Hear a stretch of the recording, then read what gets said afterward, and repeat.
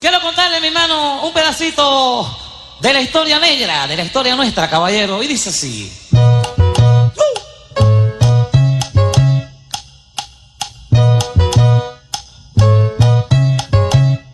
Dice.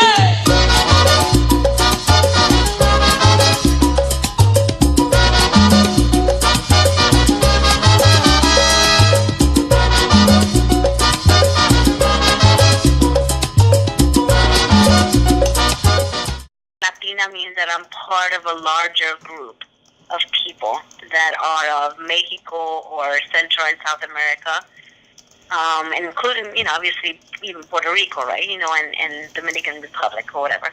So for me, the term Latina means that we're a part of a larger group of people that come from these regions, right? And that also means that within that there's a variation of how we define ourselves and who we are as a people. And that's probably the closest thing that we can potentially use to define ourselves, right? But within that term, it's also, difficult because then people's assumption is that we're all the same, when in reality we're not. Sure, if I'm in a group with Latinos, I'll be like, I'm Latina. And they're like, oh, you're Latina? Sure, whatever, But then when I'm with all these Latinos, it's like, no, but I'm Mexican, and I define myself as such. For me, the term Latina just means, it is in some ways empowering because it does bring people together, either for a common cause or saying we're together and united. But I also think it devalues in some ways the essence of each individual, either country or our own cultures. So, at the end, it's sort of how you define yourself. And I think, for the most part, you ask any Latino, like, yeah, sure, we're Latinos, but then you'll break it down and like, no, but I'm Puerto Rican, no, I'm Dominican, but I'm Cuban. Because we realize that even amongst us, there's such a difference in terms of who we are. And then they get to middle bit and they're like, oh, well, what are you guys, what's this, what's a tortilla, and how do you, warm it up? Or, so, for me, it was sort of having not only to teach other Latinos about what it meant to be a Mexican from East LA, right, and our history and so forth and so on, right?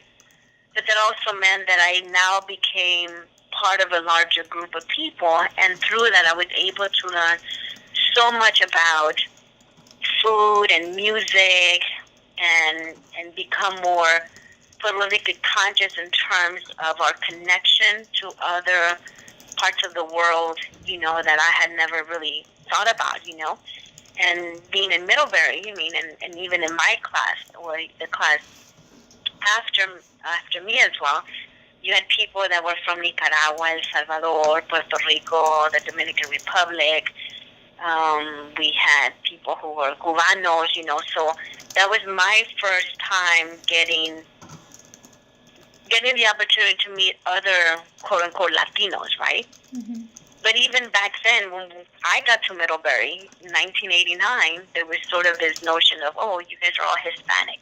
Young and being in Middlebury and no one ever teaching me that I would have to encounter so much diversity. And when I say diversity, it's not just, your typical white Anglo-Saxon Protestant kids, right? But mm-hmm. It was more that diversity in terms of other, Latinos and African Americans and Africans and Caribbeans and Asians, that I had never been exposed to because my neighborhood was strictly Mexican, and yeah, you had your, your little pocket, maybe that one Asian kid in your class or maybe that one black kid, in your school, but that was it in terms of diversity. And so going to Middlebury shaped me in terms of the world in many different settings, not only based on socioeconomic status or, gender identity or, sexual orientation, but also in terms of how others perceived me and who I was, and questioning potentially what my identity was, but at the same time making me even stronger and more conscious to love myself and to feel like I come from, a people that is, that I should be proud of, I guess, you know what I mean? And not that I wasn't proud before, but it just gave me the identity well, not even the yearning to find out more about who I was. Then you had Latinos who were like international students. So there was obviously a difference in terms of Latinos that were born or raised in America versus Latinos who were from Latin America. And you realize that there was such a difference in terms of, socioeconomic status, acculturation, sort of political conscience, and activism and advocacy sort of work on campus. So there was obviously differences in terms of who was getting involved in political activism on campus and who wasn't, right? Who was protesting and doing that work. I was one of a few students who actually sat outside of Old Chapel, because that's when we were fighting affirmative action. And, we had to sit out for I can't remember if it was 4 or 5 days. And we were even thinking, okay, maybe a hunger strike is next. Protesting the fact that, at that time it was sort of affirmative action, but more so it's more like we wanted, what we called it, the bicultural center, Okay. And so we were talking about having, African American Latino studies as majors.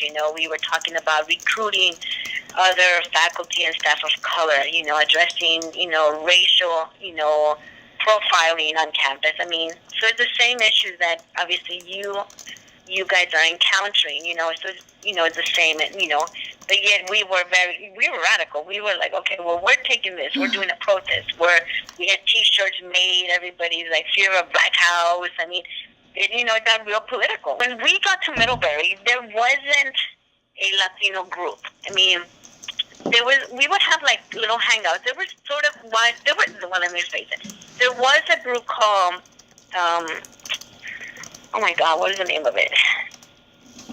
It started as Hispanic Alliance or something like that, but it used the term Hispanic, right? And it had, there was already this sort of conversation that we wanted something for Latinos, but nothing had been sort of set in stone. So Latinos were actually, in terms of students of color, I would say that the population was beginning to grow, right? So they, assuming myself along with, other Latino students, right? They felt like, wow, we need something that, is for us, right? Because a lot of us were members of AAA, and what we call it AAA. But before that, it was Black Student Union, and then it went into AAA, and I know that now it's Black Student Union again. But a lot of us were members of Black Student Union. We thought that this was the closest thing to a group that defined our needs, that addressed some of our concerns in terms of being students of color. But we also felt that we needed something more that spoke to our needs in terms of being Latinos and our own particular issues, that we felt dear to our hearts. But we also felt that we wanted to bring more issues in terms of, political consciousness to the campus, and through that we obviously formed Alianza, and we got together. We said, okay, well, we're forming this group. We went to student union. We said we want to, organize this group, blah blah blah, whatever. And that's where sort of Alianza was born. And I was elected their first president, I guess, of Alianza. Alianza sort of still has that their mission, in terms of being sort of a political arm on campus, to address issues that are affecting, Latinos on campus, and through that, building strong, connections with other groups on campus that might be facing similar situations. Being Latina mean to me? It means speaking truth to power at this point, which it didn't, of course, when I was little, as I just said. But as I've grown up, I've realized there's a whole bunch of prejudice and stuff holding Latinos back, including me, and it's pretty much a constant struggle. So what does my Latina identity mean to me? It means going out there and pushing back against that. It means embracing my Latina identity and being really proud of my Latina identity and pushing back against oppression. Growing up, I was actually conditioned by my parents to not claim my Latina identity. when they were young children in school speaking Spanish, they were made fun of quite a lot. And so they actually really encouraged me and my sister and my brothers to embrace our American identity. So it was very much about being American and speaking English, not about being Latino and speaking Spanish. And so they actually tried very hard to keep us from speaking Spanish when we were little, even though they were speaking Spanish and my grandparents were speaking Spanish, so we were not allowed to speak Spanish. And so how has my experience shaped my Latina identity is an interesting question, because it's almost forced me to reject it as a young person. But then, of course, as I got older and started taking Spanish classes and learning more about my heritage that I had not really been able to learn in interesting ways as a Latina kid, I got really into being Latina. And found it was really interesting, like, oh my gosh, I'm Latina! I make tamales at Christmas time and do all of these things that are very, very, very much Mexican American or Latino.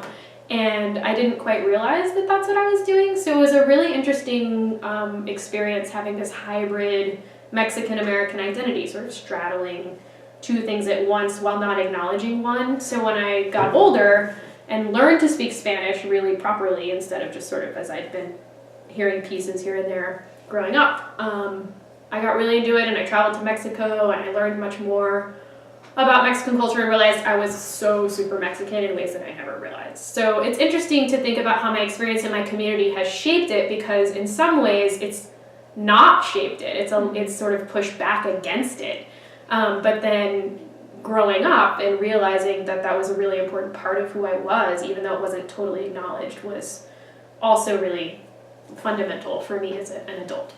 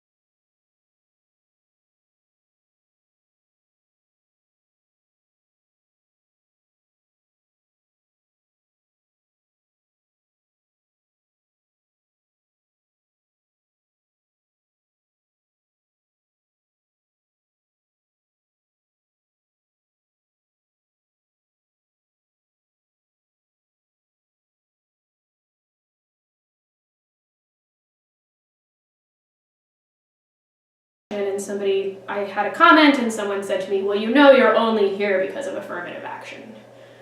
And at the same time that I was sort of not engaging with my identity, I stood up in that classroom and basically schooled that person and explained that just because I'm a Latina doesn't mean that I'm not very qualified to be at Middlebury College. And so that was the kind of thing that I confronted pretty regularly in the classroom, with no support from professors, or very little, I should say. I shouldn't say no support, because that may not be an accurate statement, but definitely not in that moment. So it was really interesting to be a Latina at Middlebury in the early 2000s, because there wasn't a lot of us, and that was a moment. I feel like the generations are changing, right? My parents are like, be quiet and do what you're told. I was sort of in the middle of be quiet and speak up. And I feel like the students here now are much more on the speak up end of that spectrum, which I think is very good, and it's important to see those changes. But I was sort of in the middle of that, so it was interesting to struggle through when to be quiet and when to speak up. Teaching at Middlebury has been very interesting because, as I said, there's this sort of transition, right? You see change over time. I'm a historian, I think about change over time, right? So my parents' generation, be quiet, do what you're told. My generation sort of in the middle of be quiet and speak up at particular moments. And the current generation of Latinos at Middlebury, much more vocal than I was. And again, I think that's very important. There's also many more Latino students, even though, of course, there's still a huge minority at Middlebury College. And so as a faculty member, once again, I think I was pushed even more into the embracing my Latina identity and showing my students that it was okay, because I actually really regret that I didn't feel like I could express myself as a Latina. I could be a Texan, I could be working class, but I never felt like I could really be Latina here. And I think it's really important that my students feel that they can be. I think Middlebury has a lot of potential to do a lot more for all of our students. And I actually, as a Latina faculty member, really wanted to take on that education piece for not only my Latino students so they could see someone in the classroom that looked like them and taught about things that mattered to them, but also I wanted to teach all of the white students and all of the other students about what it means to be Latino, what it has historically meant, because they need to learn that too, and it shouldn't be on our students to teach that kind of thing here. It was really hard to be a Latina at Middlebury in 2002 to 2006. It's still really hard, and it's really hard to be a Latina faculty member here. That is really important for people to hear. I have never felt more invisible in my life than when I was teaching at Middlebury, even more than when I was a student.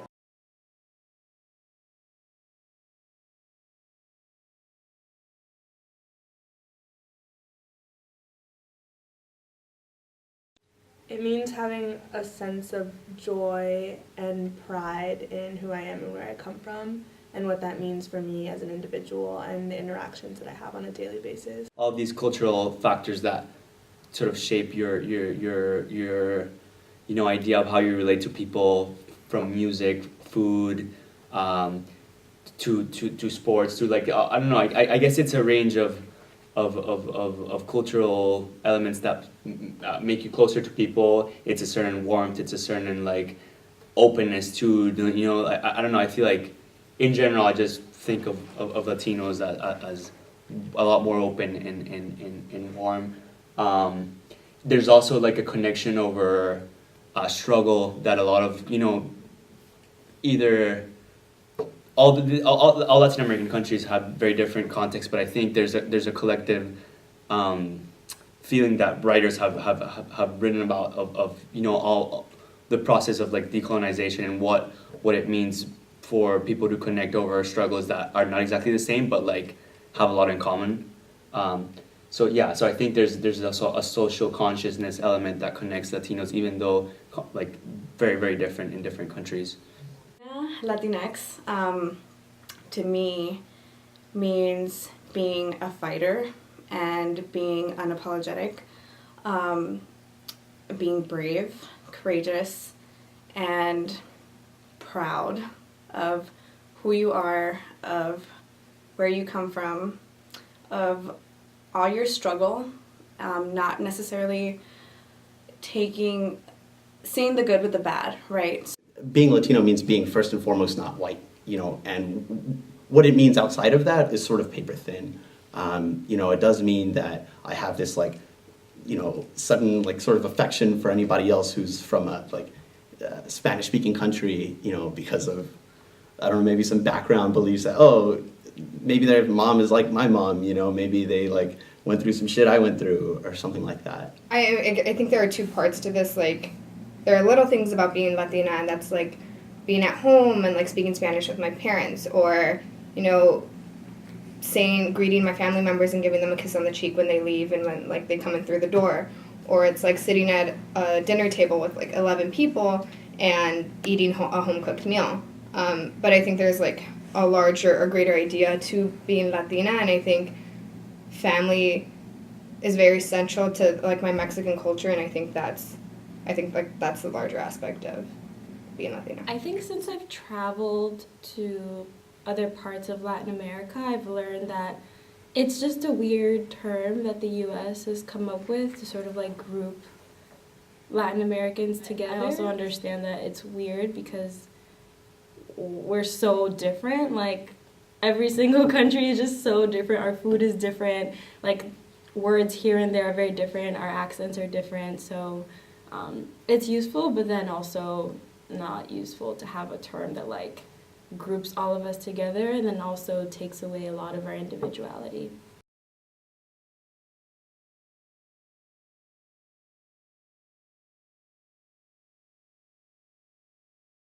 I never thought of my Latino identity before I even left home, Nicaragua, because this idea of people being united with this like Latino identity it's something that only gets shaped once you leave a country in Latin America.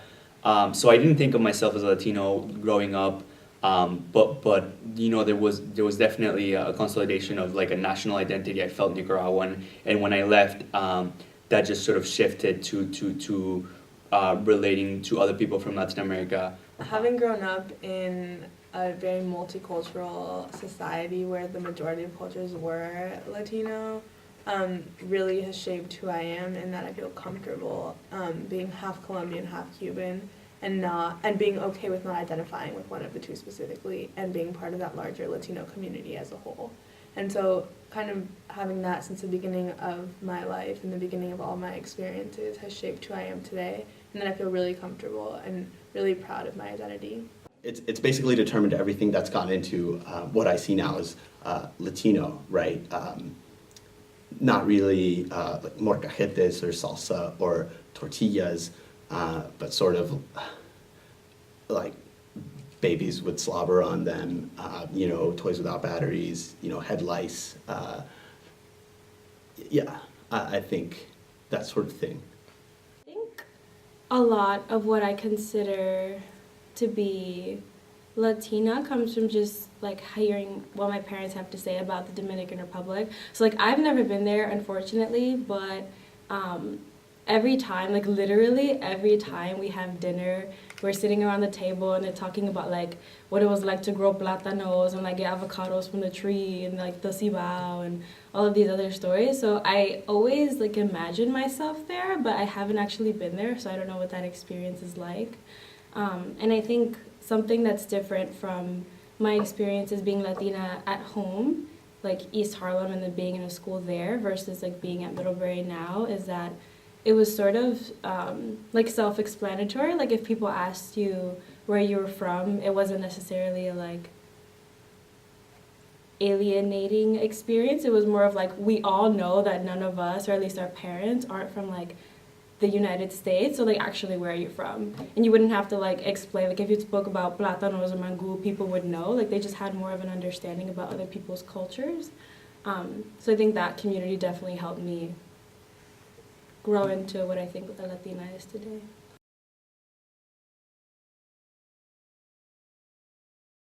I've lost, I guess, my Latino identity through time, but it also just changes. It changes into something new, something. Yeah, I guess I wouldn't consider myself like a Latino living in the United States as other people who live in cities and stuff, because Middlebury is such a different context. But I guess I'm slowly transitioning there with the fact that maybe I'll live here the next year. That's different as being an international student, right? That's like a Latino in the United States. My identity as a Latino, no, I think it's changed in negative and positive ways, right? Like negative in that, you know, the more I learn about Mexican Americans and the stuff that they're going through, you know, the more bad news I hear. You know, you don't usually hear good things. I've learned some cool stuff, right? Met some like undocumented kids that go to Ivy League schools and inspirational people like that. But as far as it, I don't know.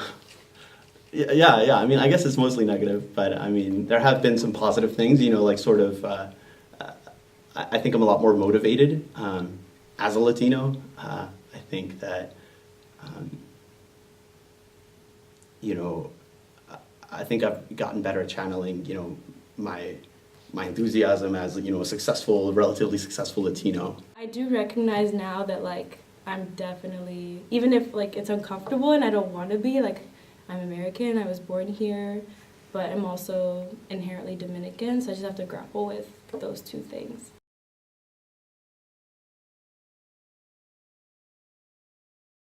Overall at Middlebury, it has been that like slow process of it becoming a smaller part of you, of what you do every day. You know, I speak Spanish maybe like once a week or when I call my parents. So I think at Middlebury particularly, which is ironic because it's like the place where like, you know, all the diversity of cultures, but I think everything slowly like just mushes you into fitting a certain culture, a certain like Americanness that like you need to have, or you think, oh, I need to put that on in order to survive. Maybe that's like completely not true, but I think it's like a really subconscious like, oh, like am I speaking with an accent right now? Sort of all these like internal, very subtle processes, and so I think overall, yeah, maybe I've lost some of it. I don't know if you lose your identity. I think it just probably just changes. I think it's been more of me showing other people what it means to me through the way that I act or the way that I identify. So it's not necessarily about how the Middlebury community has impacted me, but how I have brought my past experiences and my identity to the way that I behave and the way that I act here. I think it's been really good. I think it's been really awesome. I think, I think I feel like an ambassador for my neighborhood, for my high school. And I think I can honestly say that the sort of stuff that I bring to discussions or that I bring to my papers really sort of tries to channel, you know, the sort of things that are happening to my community and to the people that I graduated with and what they're doing now. So yeah, being a Hispanic in Middlebury has been an honor. It's been, this Call of Duty, it's been good. It's been good. I don't necessarily identify as a Latina. I see it more as like my identity as a woman and my identity as a Mexican American. Because I feel like a lot of the times those are the two categories that my experiences fall into.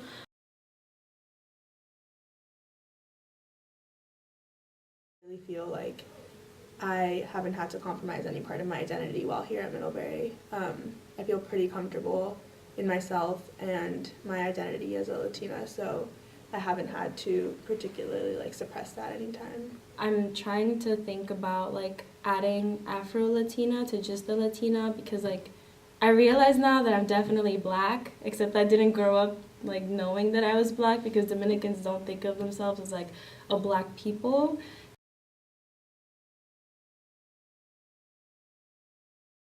Now, like being on Middlebury or like on the campus, I think that I've definitely taken more pride in my identity, and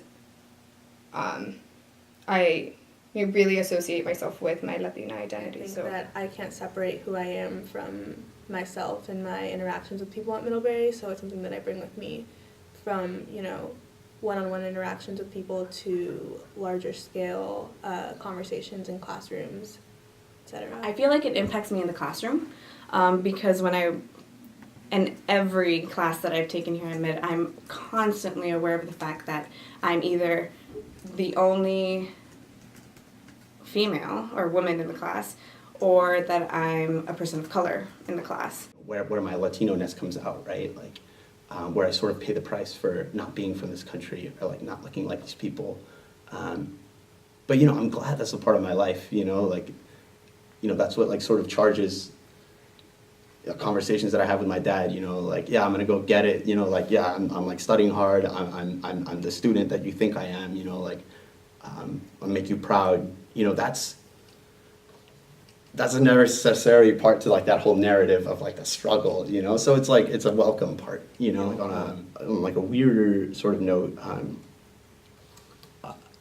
undocumented, and so that's been sort of an ingredient to like being Latino, right? And it's weird because since coming to Middlebury, like the uncertainty in the future has been a tremendously positive thing. It's like, wow, anything could happen, like these possibilities, and that simply was not true before. And being undocumented has been only a positive thing too. Like anything I say is that much more interesting because I'm undocumented. Mi nombre es Giselle Hernández y yo soy latina. Me llamo Cara, soy colombiana, cubana y americana. Mi nombre es Jamie, yo soy afro-latina.